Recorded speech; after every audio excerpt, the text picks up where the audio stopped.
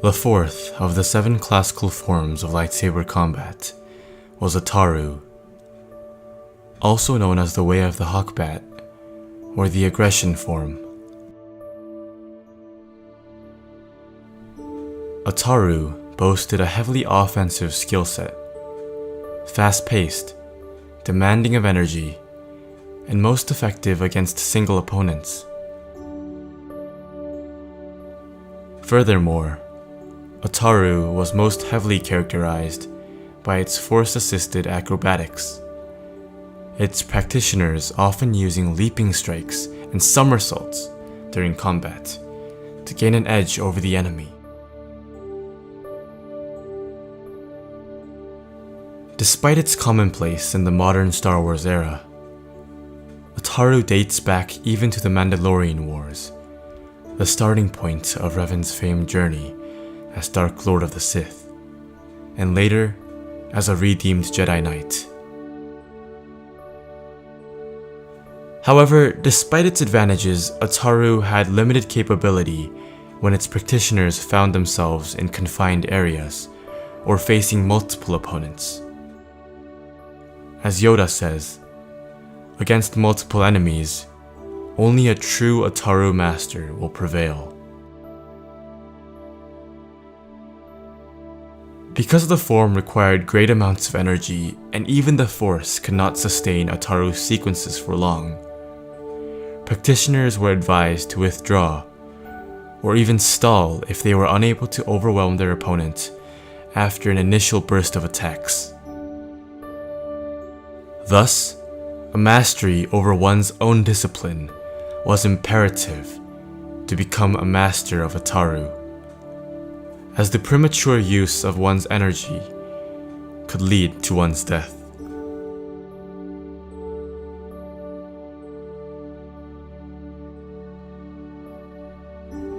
During his duel with Maul on Naboo, Qui-Gon Jinn showcased perhaps the primary weakness of Ataru, its lack of defense. Having been developed as a countermeasure to the criticisms of Sarisu being a purely defensive form, Ataru relied somewhat too much on one's force sustainability, and simply put, acrobatic movement, to provide defense for its users. However, when the advantage of open space was denied from Qui-Gon during his fight with Maul, Jinn was deprived of a key element of his defense, and thus could only block Maul's Form 7 barrage, lightsaber to lightsaber. Ultimately, this led to his demise, and influenced Kenobi to change his preferred form to Sarisu, which he would master to its highest level. In retrospective, Yoda is perhaps the only being, Jedi or Sith, to have mastered Form 4 to its highest level, even surpassing, in my opinion, the level to which Obi-Wan Kenobi mastered Form 3, and the level to which Count Dooku had mastered Form 2. His small stature provided him with the agility and dexterity necessary to pull off some of Ataru's more physically demanding moves. In his battle against Count Dooku, his former apprentice, Yoda was able to sustain a Form 4 barrage for an extended period of time, despite his advanced age. He was able to transition from sequence to sequence seamlessly, defeating Count Dooku, despite the fact that Makashi is the quintessential counter to Ataru. Yoda's mastery of Ataru also played a large role in his survival of Order 66, as he was, despite Form 4's weaknesses to blaster fire and multiple enemies, able to easily dispatch the clones that had been sent to kill him.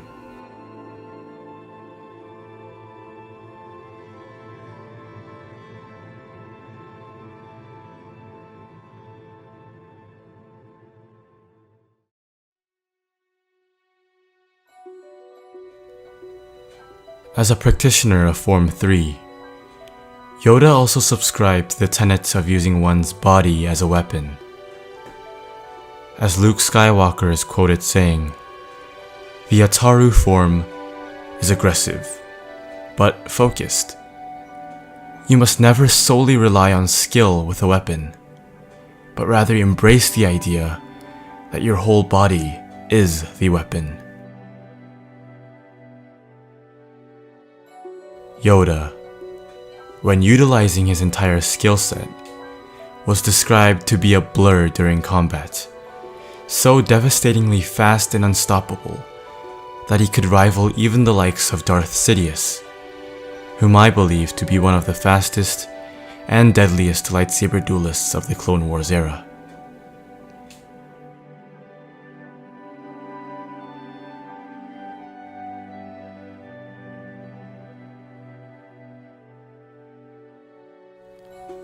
Although Yoda is the quintessential master of Ataru in every aspect possible, the only other being whom I believe came close to rivaling Yoda's skill in Form 4 would be Kas'im, the Sith Blade Master during the era of Lord Khan's Brotherhood of Darkness, and Bane's rise to prominence.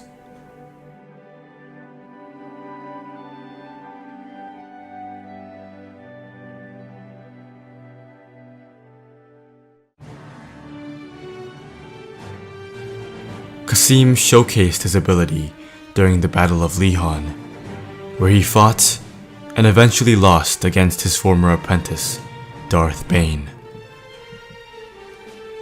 When Bane left the Sith Academy on Korriban, the Twi'lek Battlemaster Kas'im followed Bane to Lehon, where he presented him with the choice of either rejoining the Brotherhood of Darkness or facing certain death.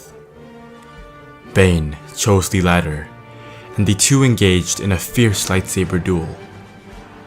Kas'im, overpowered by Bane's considerably stronger ability in the Force, seemed to be on the defensive.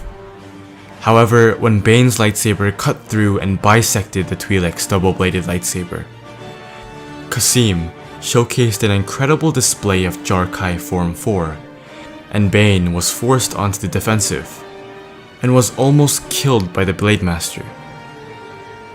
Bane was only able to survive by using the Force to bring down the Leon Temple upon his former master, killing him and ending the battle.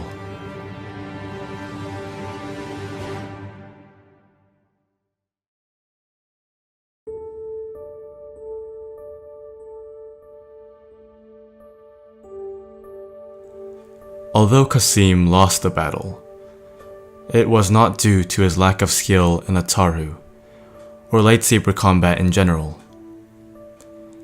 Bane was, disputably, one of the strongest lightsaber combatants of his era, being more skilled than virtually any other Sith in the Brotherhood of Darkness, excluding of course Kas'im himself. The fact that such a being had to resort to Force powers to defeat the Blade Master speak volumes of his skill in lightsaber combat. And although I do not believe him to be the level of Yoda, he deserves respect in his own right. Characterized by fast-paced, aggressive, and powerful strikes from multiple angles, Form 4 was the ultimate offensive style of lightsaber combat. Its practitioners an extension of the blade itself, a weapon in their own right. And that is the way of Form 4. Thank you for watching, and may the Force be with you.